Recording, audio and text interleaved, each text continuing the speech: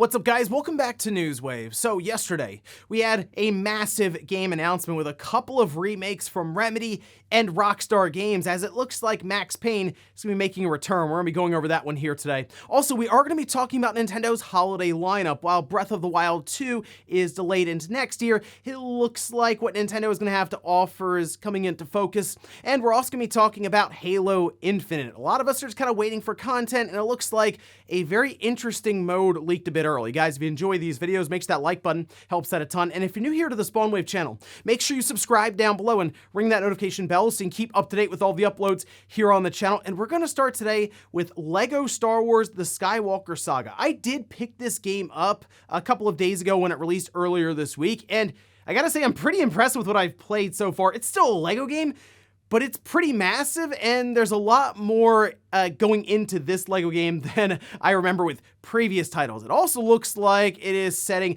massive records over on Steam with concurrent player count. We can see this here, posted up by VGC, just giving us a bit of a comparison here with Lego Star Wars Skywalker Saga at the top, 82,517. That's the highest peak concurrent count that we had.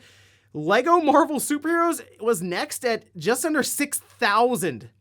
Yeah, that's a massive jump. I mean, what's that, like an 1,100% jump or something for Skywalker Saga? It got pretty good reviews, and people seem to be enjoying their time with this game. There's just a massive amount of stuff to do in this. I mean, there are collectibles everywhere. You go through one of the levels, and it's like, yeah, you found like 10% of the stuff. The idea is you go back with new characters you unlock as you play through these different sagas, and then you'll be able to open up different doors or access different areas that you couldn't previously. It's certainly a game that looks like it's going to chalk up tons of time. I think it's going to easily be a 100-hour game for most people. Also, we had a bit of a random update for the PlayStation 5, specifically for Astro's Playroom. So more than a year after this game came out, just an update popped, and we can see some of the details here for it with the patch notes. Added performance improvements, added gameplay optimization, fixed an issue that caused frame rate drops, added various stability improvements, fixed sporadic crashes, addressed audio-related issues, and other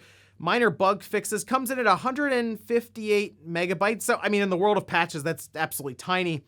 I'm just not really sure why this update is happening now, because if you play through Astro's Playroom, it's already optimized really well, and it feels like a high-quality game. Yes, it's a smaller game, but it came with the PS5 to show off the DualSense and what they were able to accomplish with the newer system, the SSD and all of that. And I'm very curious what Team Asobi comes up with next, just based on the quality of something like Astro's Playroom. That was just a throw-in title. I mean, give them that AAA budget and see if they can come up with the next big Astro game as like a 3D platformer. It doesn't necessarily need VR, so it doesn't kind of cut down on the player base that can experience it. But who knows? Maybe Astro's Playroom, as they just did this update, maybe they show up with new content, or this could be another title that works to show off PSVR 2, since we all already have it on our PlayStation 5 system. Oh, and we've been hearing about different publishers setting up maybe their own shows, since there's no E3 now, and we're gonna look towards Summer Game Fest to put a bunch of different announcements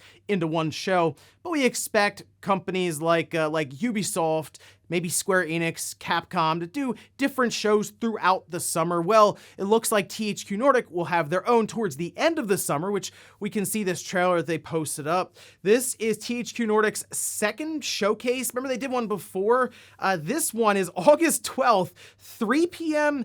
Eastern time. So yeah, it's 4 months away. This is a pretty early announcement. It sounds like they're going to be talking about some of their previously announced games like Outcast 2 or Jagged Alliance 3, and then obviously SpongeBob SquarePants The Cosmic Shake.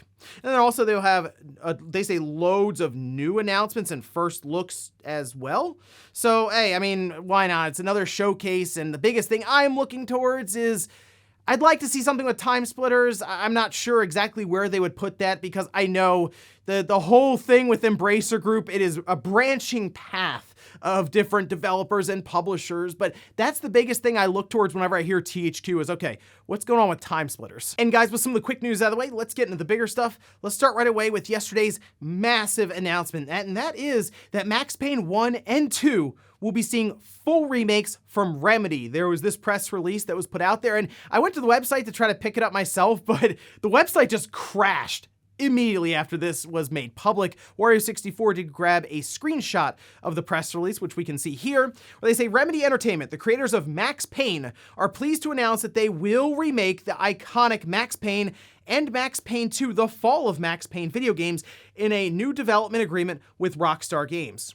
This from Sam Hauser, says, "We were thrilled when our longtime friends at Remedy approached us about remaking the original Max Payne games. We are massive fans of the work the Remedy team has created over the years, and we can't wait to play these new versions. Max Payne has always held a special place in the hearts of everyone at Remedy, and we know the millions of fans worldwide feel the same." This from Remedy CEO.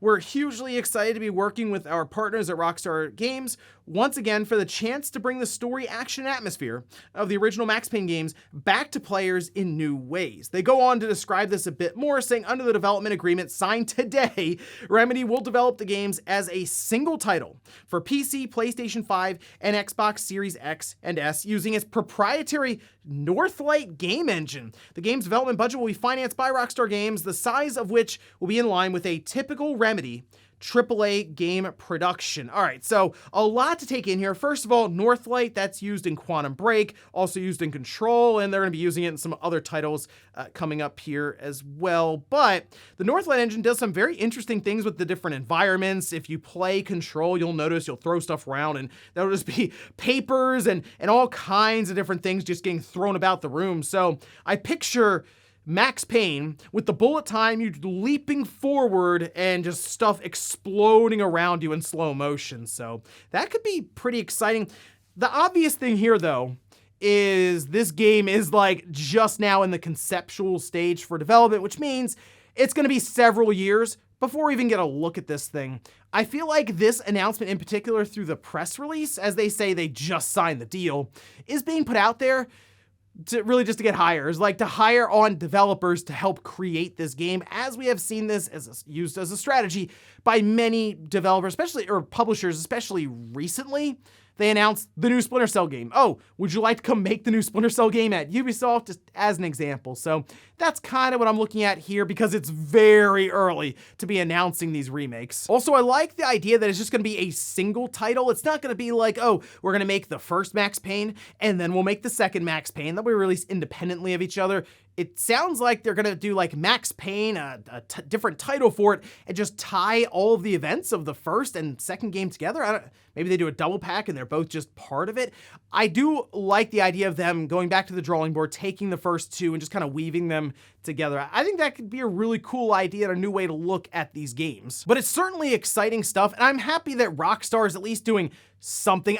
We always talk about this. We're like, oh, Rockstar is they're just doing GTA. Here's GTA Plus, and now they don't have to release or try to figure out a Manhunt or a Midnight Club or something like that, because GTA Plus is going to make them another mountain of cash.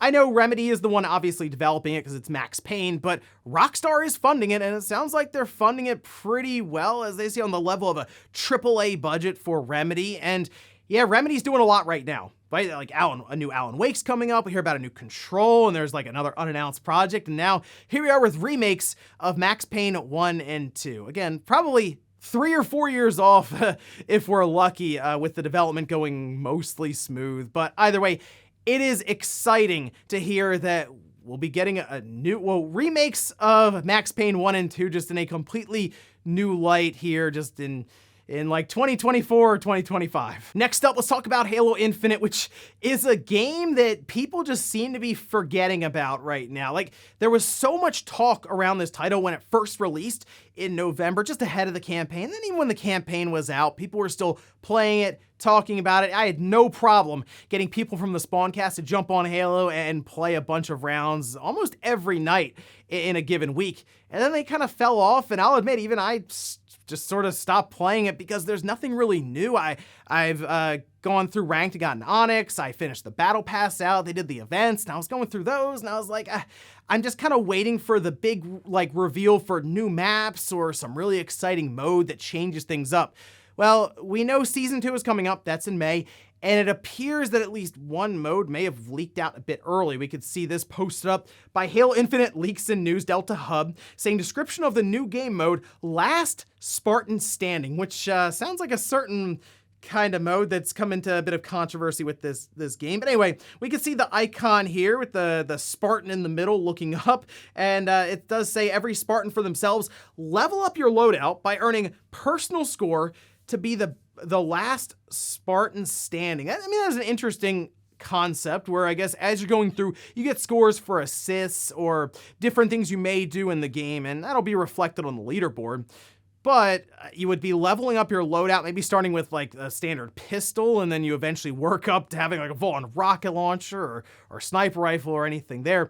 This is a mode that people were mentioning is something that they're familiar with in Call of Duty, where they had like a gun game, and that's more based on just kills that you get, this being based on just score, as Halo kind of runs on that with the leaderboard. Now, I like the idea of this, but it does sound like it's getting close to a Battle Royale Halo mode. And I figured they would eventually try it, mostly because it's popular. People still play Warzone constantly, and if you look on like on Twitch, people are just not really playing or watching Halo Infinite. And I know it's Twitch, it's just people watching games and all, but like that's important for a live service free-to-play game that Halo Infinite is, competing with Fortnite, Warzone, Apex Legends, and so on. So I think we'll eventually get to a larger scale, and this sounds like it would be maybe 24 different players or Spartans in like a big team battle map, but it's at least interesting enough for me to check out and see how they pull this one off. Next up, let's talk about Nintendo's holiday 2022 lineup. This is a topic I wanted to come back to since now we know there will not be a sequel to The Legend of Zelda Breath of the Wild present, at least in 2022. That's coming, I'm gonna say first half of 2023. But we did get some confirmation that at least one title is going to be coming out in holiday 2022. One that had at least come up as a bit of a question mark and probably has to do with us not hearing much about it. And that's the new Mario Rabbids title. Now, this was shared over on Nate the Hate, a podcast with NVG, saying that this looks like Ubisoft does at least have this planned out for 2022, more so than before when it was coming into question. So, if you lock in Mario Rabbids, Sparks of Hope, which looks very good. I really like Mario plus Rabbids Kingdom Battle. I point it out all the time with sales. It's like $15 most times whenever a sale goes on. I think at one point it was under $10. It's a really cool take on basically the XCOM setup just with Mario and the Rabbids. I did not expect that I would enjoy it as much as I did when we first started to hear about it through way of different leaks. Now, we also have Splatoon 3. That most likely is going to be like, I think that might be an August release. Bayonetta 3, Pokemon Scarlet and Violet, Xenoblade Chronicles 3. So there is a lot that is at least lining up for this holiday with Nintendo, despite not having The Legend of Zelda present. And those are just titles we know about currently. I think you're going to see some other ones, I'll say, get announced around E3 time. Now, there's no E3 this year, so Nintendo is just, they're going to drop the Direct whenever they want. I think they'll still stick to that June schedule because it makes sense for them, since they would then also have a fall Direct and they want to space these out a bit. Like, I don't think a Direct's going to pop up in May, like a full-on Direct. I don't think one's going to pop up in July or August. June just seems to fit very well for them. So maybe Summer Games Fest, or they just announce that there's a Direct and then Jeff Keighley's like, oh, yep, this is part of Summer Games Fest, definitely. But I think you will see some announcements there, like a Legend of Zelda collection with Wind Waker and Twilight Princess thrown in. Then who knows? I mean, people keep talking about Donkey Kong, and there's some other Nintendo IPs I'm sure out there that could see some quick announcements and then releases. So at this point, we'll just keep an eye out for more information around Mario Rabbids Sparks of Hope and that eventual release date, which could come as soon as, I'm going to say May, as that appears to be when Ubisoft is lining up another Ubisoft Forward event, at least according to different rumors. And I mean, then it's just a big marketing push until the holiday when they do release it. So good to hear at least that Mario Rabbids Sparks of Hope, that had some question marks around it, is indeed slated, or at least targeting, holiday 2022 as expected. And in our last bit of news, let's talk about Ghost Recon Breakpoint. Now, this is a game that when it released a couple of years ago got absolutely crushed by critics and reviewers. The user scores got destroyed as well. And then Ubisoft tried to integrate NFTs into it as kind of like its test run, which we'll get to that in a minute. It turned out that didn't go over so well, at least how Ubisoft was hoping it would go over. Well, now it looks like Ubisoft is indeed moving on from Ghost Recon Breakpoint. We can see this was posted up over on Twitter, where they say the last 4 months marked the release of our final piece of content, the brand new Operation Motherland mode. Tons of new items, including 20th anniversary iconic outfits and quartz items for Ghost Recon Breakpoint. We'll continue to maintain our servers for both Ghost Recon Wildlands and Breakpoint, and we truly hope you will continue to enjoy the game and have fun playing in solo or co-op with your friends. Now, we do know that there is like a free-to-play Ghost Recon, I think it's called Frontlines, that is coming out, but it also appears, according to Kotaku, that a brand new Ghost Recon is indeed in development, and in fact, it was leaked with that NVIDIA list that was dropped online under its code name. This being under the designation Over, and this apparently is a game that could be released as early as fiscal year 2023, so we're surprisingly close to a potential reveal for, I mean, I talked about Ubisoft Forward coming up, maybe they want to show it off there, and the other odd part is that they mentioned the NFTs that they released under Ubisoft Quartz and basically just said, hey, you're part of history for buying these. And that was kind of it. They're like, all right, we'll see you later. It does sound like Ubisoft will be continuing their push for NFTs in their games. And Breakpoint was kind of just their test run. So if you ended up getting one of those, doesn't sound like there's going to be a ton of value, if at all, going forward here. In fact, from what I could see with the market after these got out there, they just continue to drop and drop and drop. And I think Ubisoft was hoping that there would be a lot of demand around these unique digits that they released. But as I was going through this, you know what the sad thing about Ghost Recon is? I don't really care about it anymore. Back in the day, let me tell you, when Ghost Recon was coming out, there were some rumors getting out there on the different message boards that there was going to be a new one. There was a lot of hype going around. But currently, after Breakpoint, even Wildlands, I'm like, I don't really care if there's another Ghost Recon that's going to be like this, the Ubisoft formula. So, if anything, I'd like to believe that Ubisoft realized this after the poor critical reception and community reception for Breakpoint. They go back to the drawing board and they go, okay, what made Ghost Recon really good back in the day? And they try to make a game around that rather than try to make this massive open world map just to be massive with a bunch of points all over the place, and mostly leaning into the idea of post-purchase spend and also integrating non-fungible tokens. But hey, I guess we'll find out soon. If it's going to be releasing potentially in the next 1.5 to 2 years, they'll probably start the marketing campaign in the next 6 to 7 months. And before we go to the comment of the day, we're gonna take a look at the poll that I posted up yesterday, where I asked, should Halo Infinite have launched with a Battle Royale mode? 32% said yes, 68% said no. And this is interesting because it's a free-to-play game that falls in line with a lot of Battle Royale games, just the comparisons that are being drawn with things like Fortnite or Apex Legends, right? So you wonder, if there was a Battle Royale mode present at launch, would it be going through this whole issue now where people feel like there's just no content to play because the Battle Royale concept seems engaging enough for people? I still think we would run into that problem of 343 doesn't seem to know how to approach live service updates or content, and they're kind of just waiting for Season 2 to start, which almost kind of locks them into this schedule they have to follow. I almost like throw the season stuff out the window and just release maps when they're ready and release modes when they're ready. Like they want to do that for marketing and make a big deal about it, but then you got to sit back on the sidelines and potentially hold a map or a different game type for months. Then the whole live service free-to-play thing is already annoying enough that you have to deal with, and now it's like you have Halo in the mix. For me personally, old school Halo fan, I would have just bought the complete package for $70 and moved on. And we'll finish up with the comment of the day, as you're seeing here. This is from Alex saying, I'm not the biggest achievement hater. Anyone can game any way they want, but I do think it says a lot about a gamer. I think platinuming a game is originally supposed to indicate your dedication to that game. Like, I love this game so much that I ended up getting all the trophies, but if you have hundreds upon hundreds of platinums, it tells me you just work towards the platinums regardless of how much you like that game. That just seems like work to me, and gaming should never be work. I mean, I think there are people who really enjoy the collecting aspect to these different trophies, or getting all 1,000 points like the max score in a game on the Xbox to raise also their achievement score. But I also think it works pretty well in the favor of developers or publishers because they keep that engagement factor. I think some trophy setups are better than others. Like, I think Guardians of the Galaxy, as an example, didn't make you get every single collectible. Made you get like a percentage of the number of collectibles, and then the trophy would pop for it, right? Like, that makes more sense. Or I played through Ratchet and Clank.